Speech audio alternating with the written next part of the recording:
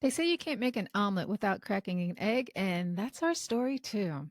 Today, we're talking about the astrological importance of Chiron, the wounded healer, because it helps to understand our primal wound or the story of our birth or childhood so that we can heal. And my guest today is Laura Alyn, astrologer, podcaster, author, and founder of a publishing company. But first, as always, let us pause to give gratitude to the all that is. I acknowledge the element of earth that grounds us in the physical, surrounds us with beauty, nourishes us, and provides us with the means to connect and feel. Hail and welcome. I acknowledge and thank the element of air that fills our lungs, inspires our thoughts, and connects us to spirit. Hail and welcome. I acknowledge and thank the element of fire that gives us power, strength, courage, and the ability to create and destroy. Hail and welcome. Acknowledge the element of water that allows us to flow through all we encounter, to go deep, to rediscover and rebirth and heal. Hail and welcome. Acknowledge and thank the plant, animal, mineral ancestors who sustain, challenge, and share this life journey with us. Hail and welcome. I also acknowledge and thank the human ancestors without whom we wouldn't be here. I ask for your protection and blessing as we move forward and give my love and gratitude in return. Hail and welcome. And welcome to all of you today. And to you, Laura Alyn. Thanks for coming. Laura, you are a lady who wears a lot of hats like me, and I love it. Can you tell us about the big picture version of your life?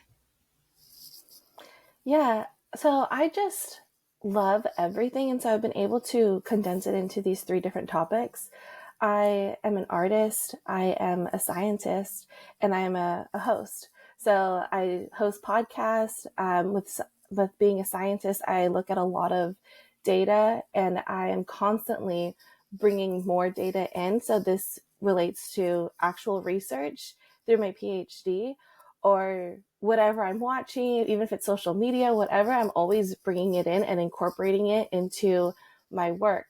And so my work is with books, with podcasts, with really helping people share their stories and seeing the world as interconnected as it really is.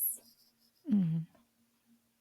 And how does astrology fit in? Astrology is kind of like a framework that I use with research. So the way that astrology is broken down into the 12 houses, it represents the 12 different aspects of our lives. And by looking at the different aspects, I was able to then bring in all of the data that I've been collecting and nicely insert it into the 12 different areas of life so that we can live a fulfilled life. I think that every single part of ourselves needs to be seen and heard. And that's why I love astrology, because it nicely packages each of the different things, even though I feel like nothing is really on its own ever. Like we can put things in boxes, but there's always going to be anomalies that aren't going to fit into the box. But Sure. astrology is a nice way to start that framework. Mm-hmm. Now, today's episode is about Chiron. And for those of you that don't know the myth of Chiron, Chiron was a product of rape. He was the son of a Titan, Cronus, and the nymph Philyra.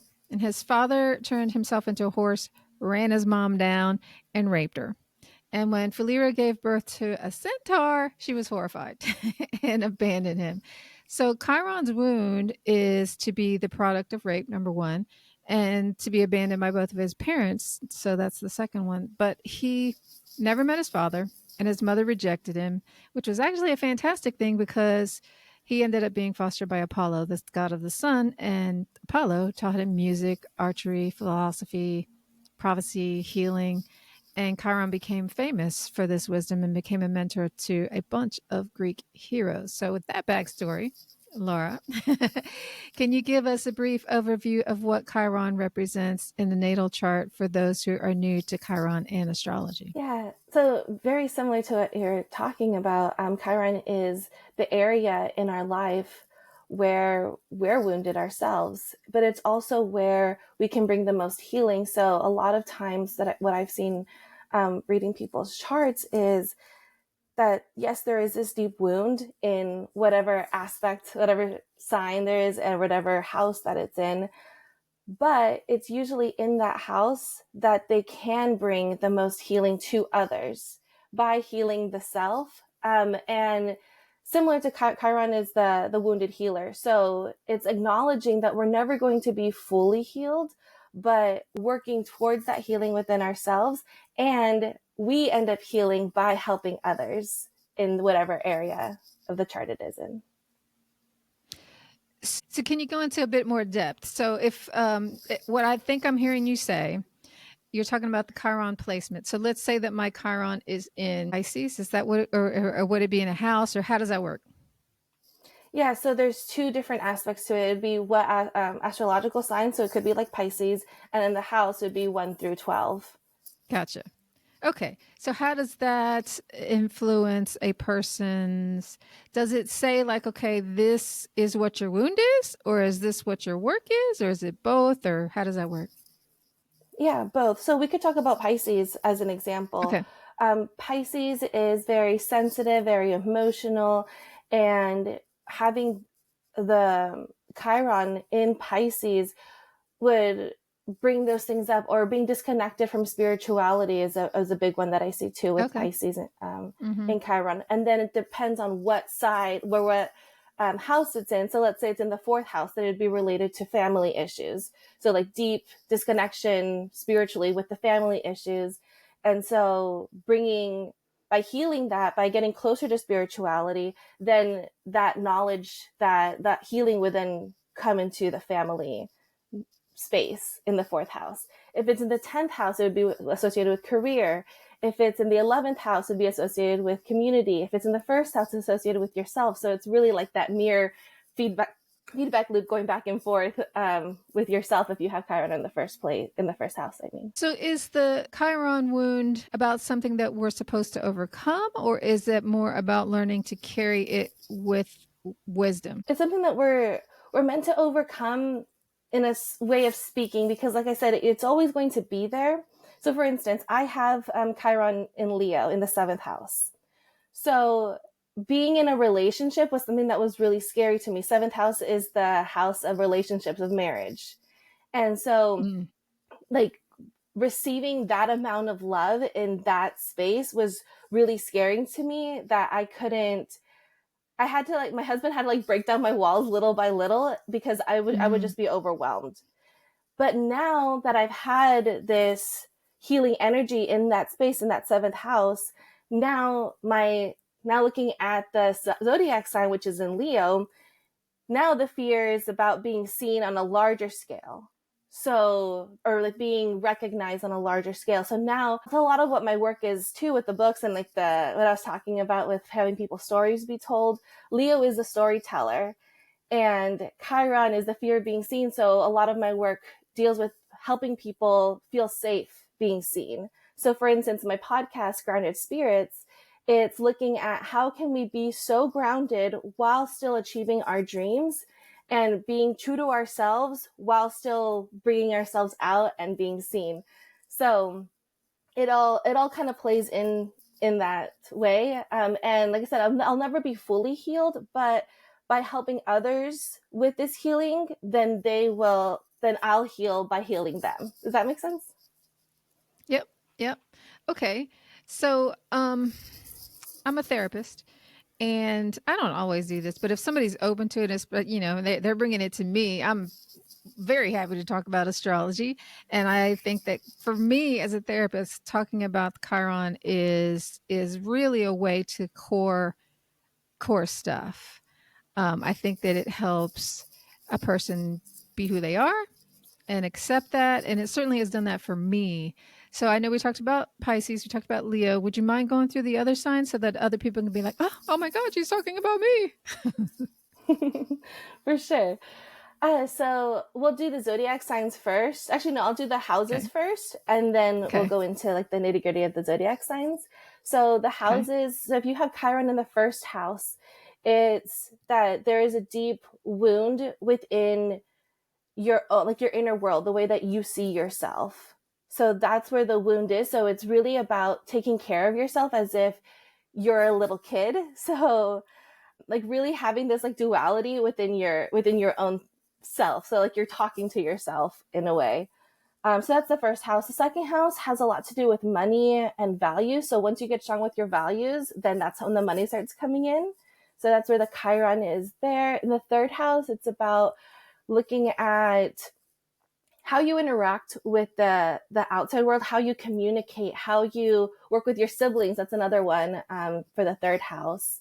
Fourth house is family. Fifth house is expression, creativity.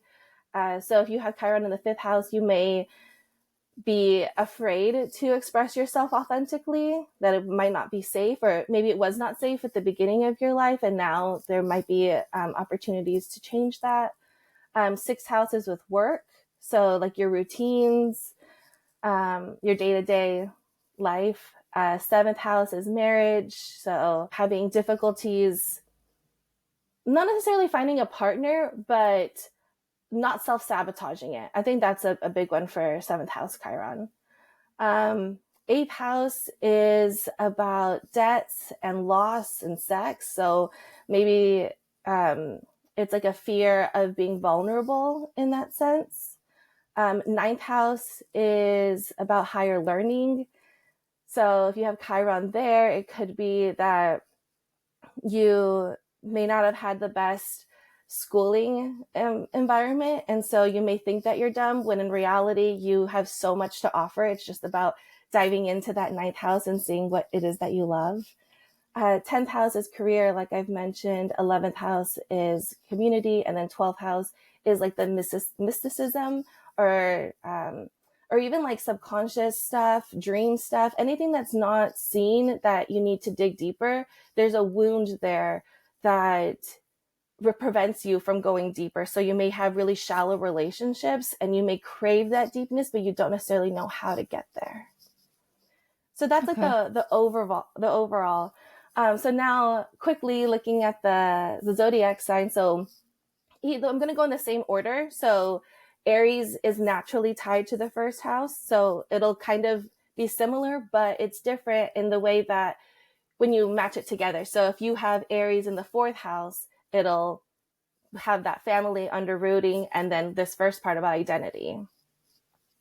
So Aries is identity, looking at, I'm going to do it a little quicker this time. Okay. So Chiron in Aries is about identity, self-worth, assertion. So the core fear is that you are not enough unless you prove yourself. So Aries is like that fighting spirit that like I have to, it's ruled by the ram. So like a ram, like having to fight everything to be able to feel safe. I think that's like where like the main thing comes with Chiron. Like even with his backstory, his mom didn't feel safe in his conception. He didn't feel safe being abandoned by both parents. And Apollo was the one who probably made him feel more safe by learning about all these different things. And now he's helping that safety onward. So in Chiron, the wound is self-worth tied to material or physical security. So the core fear would be scarcity or being unworthy of pleasure or stability. That's a big one that I see a lot with my clients, that a Chiron in Taurus is not necessarily afraid of pleasure, but doesn't feel like they deserve the pleasure. So they feel like they have to work as hard as they can.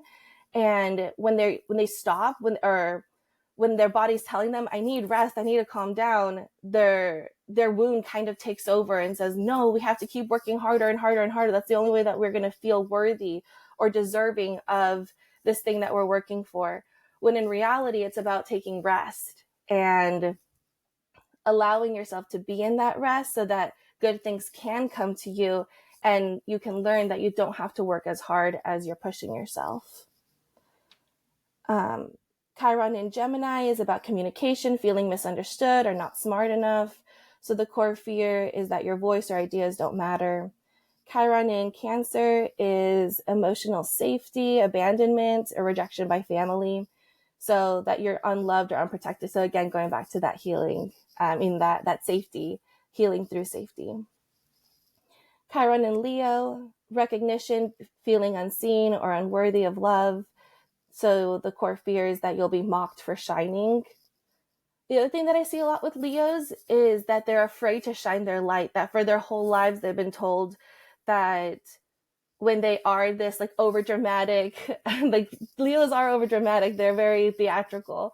So when Leos have these different people in their lives that try to bring them down, and a lot of time it's for fear, like parents will say, oh, don't be too much, because when you shine, then that's when you get stomped down. So that's like where like a lot of like this tough love comes with parents that have Leo children. Not necessarily in Chiron, but I think just in general, I've seen a lot of fear around shining and being your most authentic self, because Leo just shines so bright that it disturbs other people's shadows or other people's fears. So I've seen that across the collective. Chiron in Virgo, this is another one. A lot of people have this placement, the Chiron in Virgo. So it's about perfectionism or feeling unbroken or unworthy unless flawless.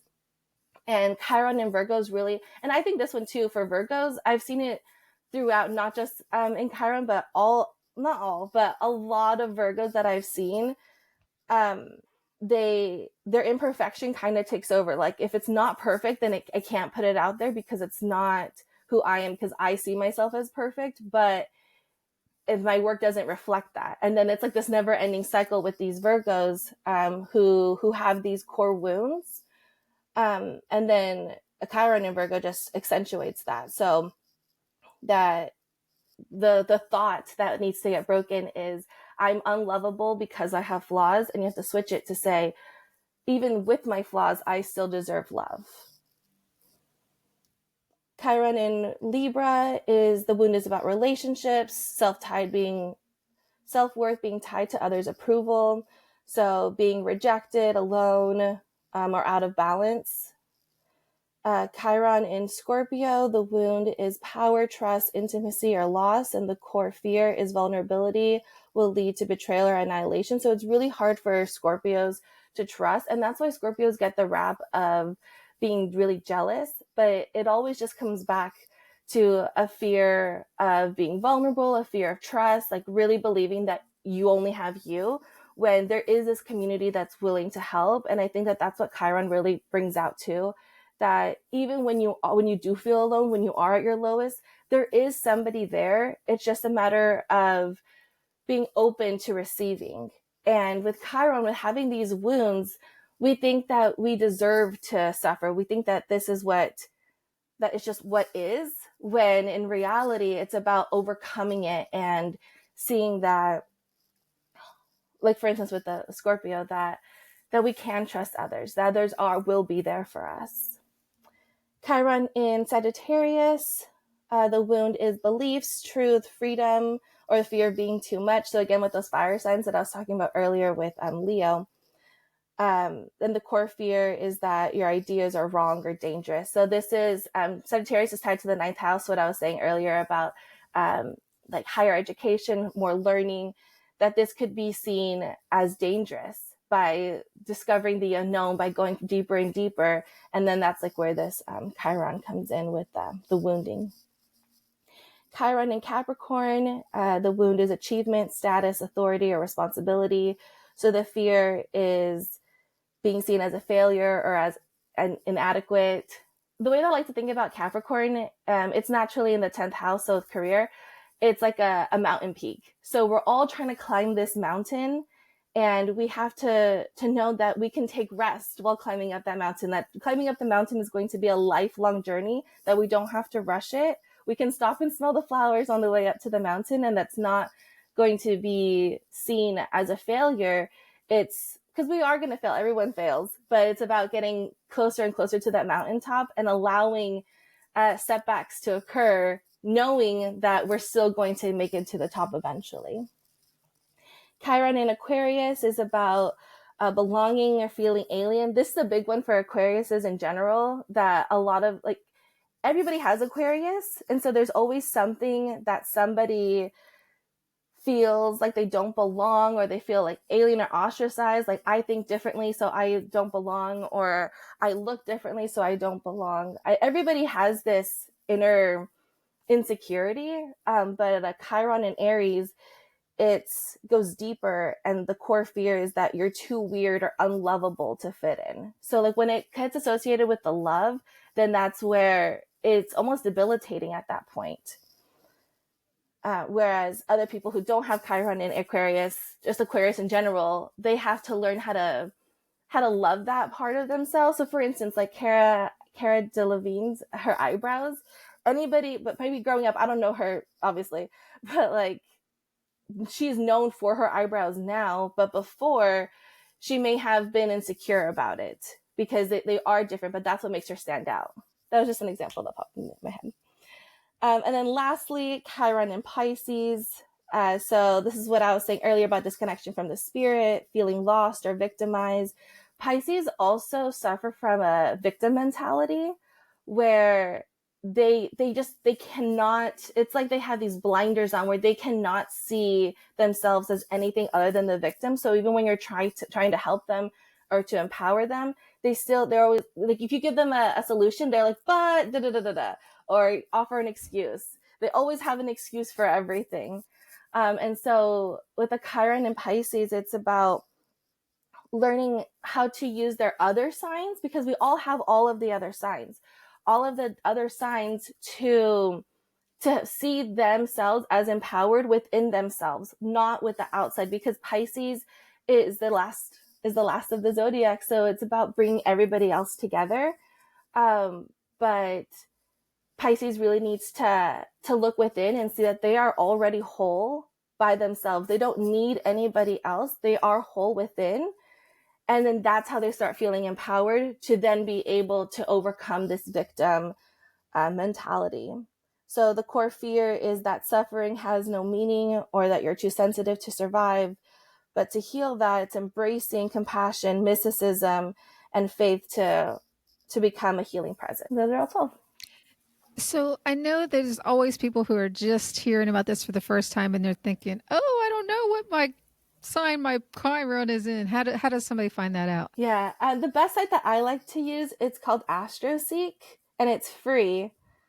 And so on AstroSeek, you could just put it into Google, AstroSeek, and then birth chart. And you need to know your birth time, and you need to know where you were born, and obviously your birthday. And with birth time, the more specific you can, if you can get your birth certificate, that would be the best way to know what time. But if not, you can sometimes just look at the chart and see. So just put in like random date, like put 2 p.m. and then look at the chart and see where Chiron is, and see if it makes sense in where your house is, and then you can kind of align it that way. I do that for clients all the time, and then they'll come back and say, "Oh, my mom found my birth certificate and you were right. It was within that hour." So like that is like a good indicator to see like what would make sense, how all the different planets line up, and to see how it works. I've never given this advice, so I don't know how it would work for others to guess it. But I know that like for me it has worked. So that's like one way to do it. The other way to do it is to look at the different times of day. So like to split it up, like I'm going to check 2 in the morning and 2 at night and 2 during like the afternoon, and then see what is more aligned. So then you can kind of narrow it down that way. That's like a more systematic way to do it. But the best way is just to get to your birth certificate and plug it in. And what does it mean when Chiron goes retrograde? And is that different from when it's direct? Yeah. So retrograde, it's really just an optical illusion. I know people don't really like to say that, but it's that the planet looks like it's going backwards. So Chiron astronomically is a comet, or an asteroid, I mean. So it's not a planet the way that Venus is a planet, where it's circling, but it does still circle. So this asteroid that's going around the Earth, at certain times it looks like it's going backwards, but it's just doing its own rotation, like it's always moving forward. And same with Mercury in retrograde. they're always moving forward. It's just like from our perspective here on Earth, it looks like it's going backwards in its orbit. So when it does that, like Mercury in retrograde that everybody or a lot of people know about, um, it gets kind of wonky here on Earth because it looks like it's going backwards. And so Mercury is about communication and technology, so that's where like a lot of that kind of stuff happens, like misunderstandings happen. But with Chiron, it's the backwardness is to reflect. So when there is a Chiron in retrograde, this is a time to reflect on what you have been doing thus far with that wound. So did it try to heal and you're like scraping it off? Or how healed is it? I keep saying healed, but it's kind of, I guess the best way to explain it, like on a body part, would be it's like this wound that you're born with, and this whole time you're trying to just patch it up with band-aids, and it's not really panning up until you actually do the inner deep healing. The way that I started that is just keep asking why.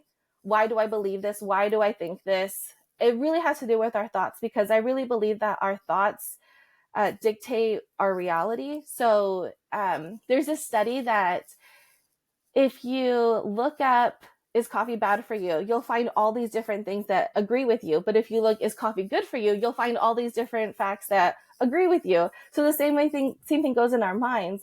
If we say that I'm unlovable, your mind is going to pick up all the different examples to prove to you that you're unlovable. But once you start asking why, well, why do I believe that? Why? You get down to the root, and then you realize, okay, it's not that I'm unlovable, it's just the way that I was thinking. So now even if I don't believe it, I have to tell myself I'm lovable, and then I'll start seeing all the examples like, wow, I do see, like, this person did this for me, that person did this for me. And then it'll just kind of move that way. And so back to what I was saying with the body part. So you're born with this gash, you keep putting band-aids on it until you start doing the inner work, so it starts to heal. But you're always going to have that scar. And so it's still like as a reminder of like what you went through. But I think that Chiron is such a huge placement for people because it's a lot of times, let me think about it really fast.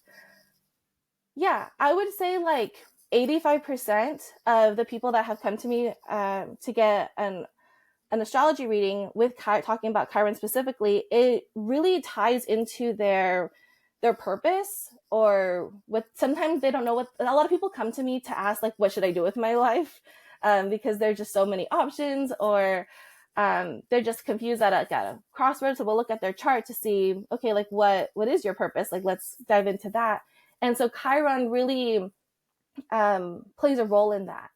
I really think that Chiron will help you understand your purpose better and how to help others better. So, can you give us a real life example, without any names, of course, of how understanding Chiron changed one of your clients' healing journeys? Okay. So, this client had, actually, I'm going to do somebody else because we already talked about Virgo. I was going to bring another Virgo on up, but let's do a different one. Okay, we could do Libra.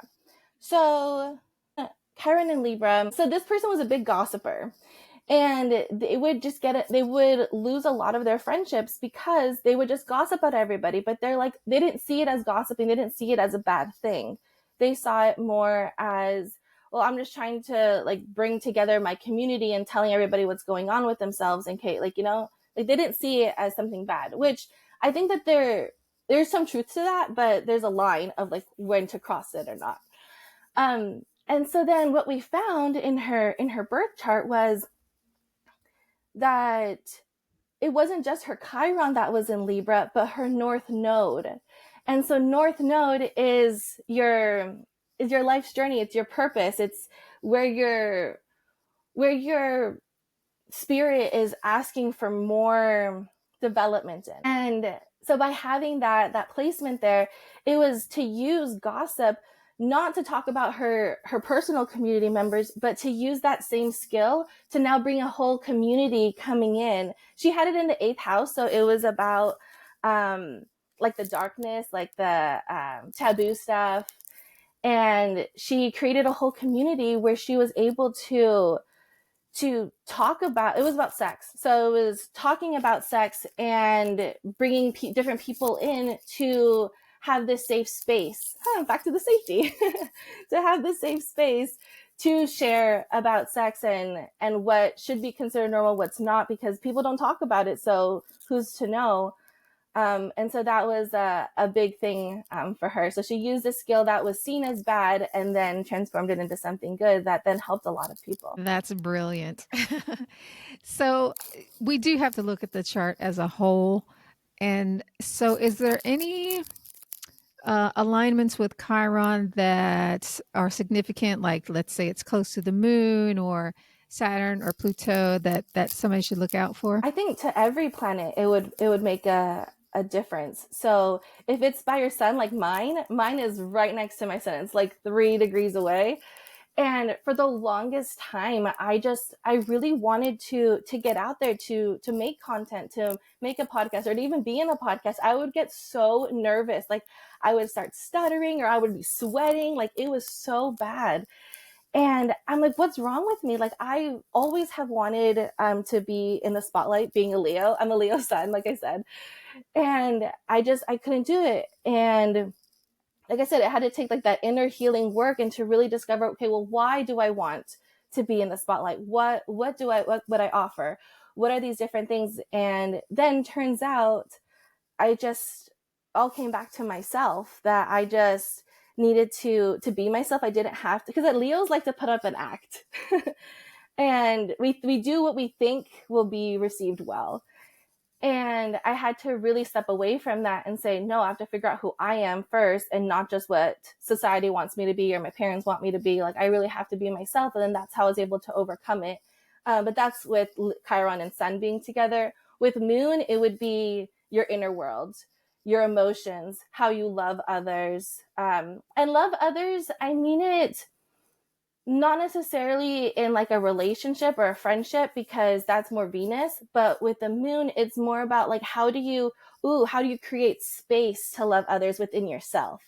There you go. So having a Chiron next to that doesn't allow you to create that space, so then you think you're broken, when in reality it's just about going deep and being able to create that space.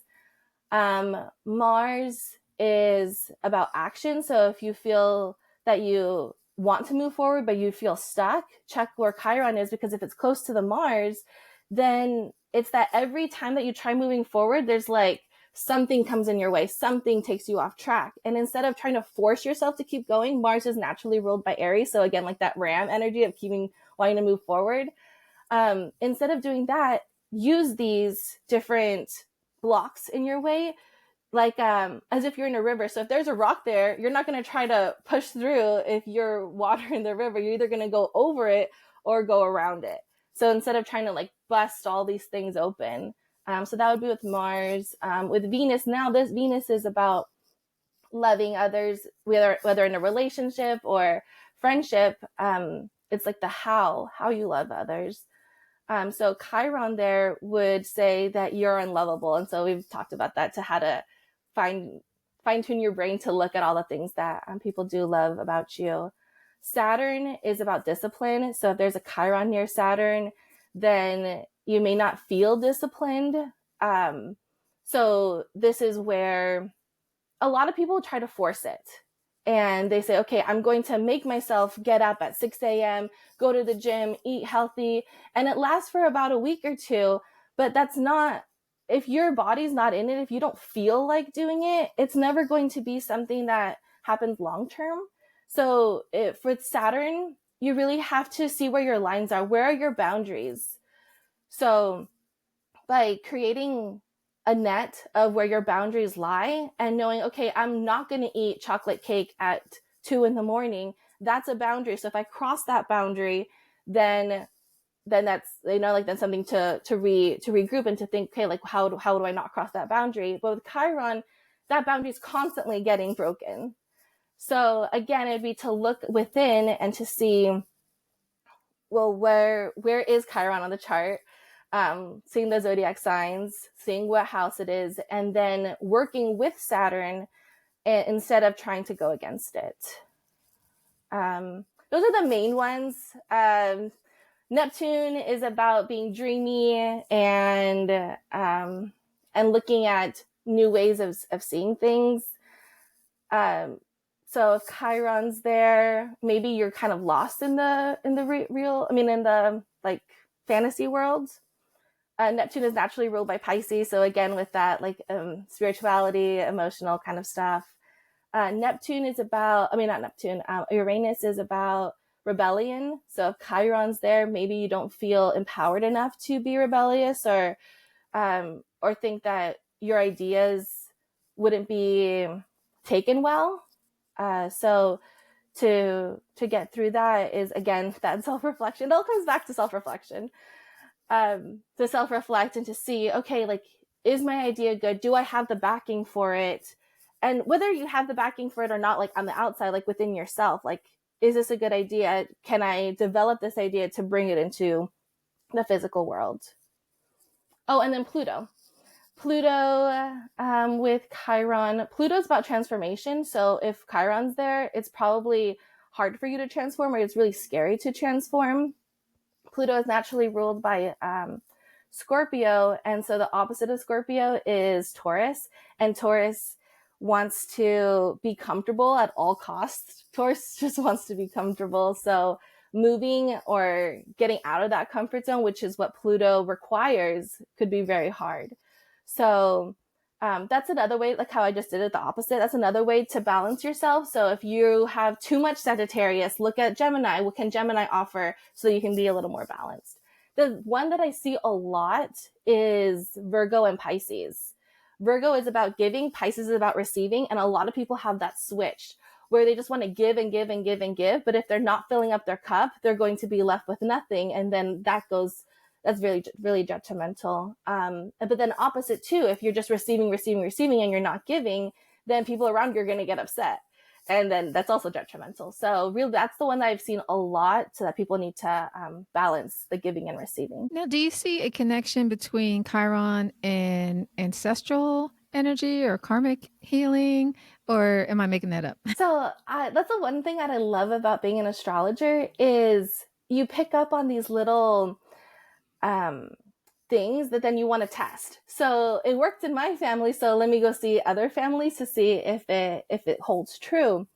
And it's a hit or miss with Chiron. So sometimes it is like a mother wound will then be transferred down through Chiron.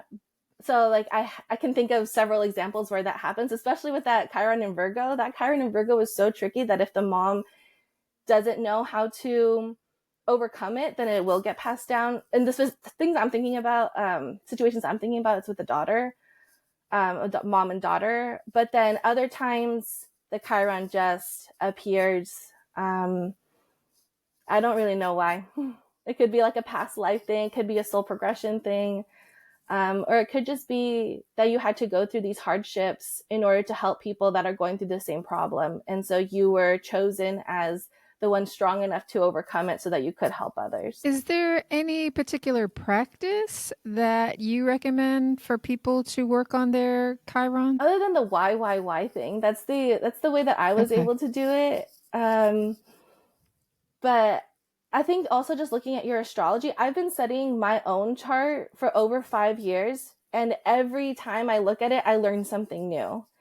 So there's always something to go deeper with in your astrology. And then you can also look at the aspects of where your Chiron is, like what energy is being connected to it or being taken away from it. So with a trine or a square, looking at that and to really seeing like what energy is the Chiron around, and really studying those aspects to then be able to heal your Chiron. Are there any misconceptions that people have about it that you would like to clear up? Like, is there a pet peeve? I hear people say this all the time and it's not true, that kind of thing. Oh, okay. Yeah. I think that they don't see like the healer part. They just see like the wounded part. Like Chiron is the part of the chart where you're the most wounded, which is true, but they don't see like the potential for it. Like you have this wound, but look at all of the healing that you can do to not just to yourself, but to others. And I think that is the main point that I want to drive. Okay. So, Laura, can you tell the audience how to find you and learn more about you and what you do? Yeah, so I do astrology readings and I also do dream interpretations and I do spiritual coaching. So I use the chart and help you on whatever problem that you have in life. So whether it is looking at career or personal with relationships, things like that. So I have that all on my website. It's at the Ornelian, ORNELIAN.com/ it's Laura Lynn. So it's Laura Lynn is my handle on everything. So on TikTok, it's ITSLAURAALYN. On Instagram, on Threads, I'm pretty active on there too. So it's Laura Lynn is where you can find me on anything. Also my email, it's lauralynn@gmail. And so for the website, it's theornellian.com/ it's Laura Lynn. Awesome. If our conversation resonated with you, please subscribe to the channel so we can stay in touch. Thanks, Laura, for being here, and thank you, everybody, for listening. Ciao. Make sure to subscribe to the show on iTunes or Spotify so you'll never miss a show. While you're at it, if you found value in this show, why not show your love with a review? Thanks. See you next week.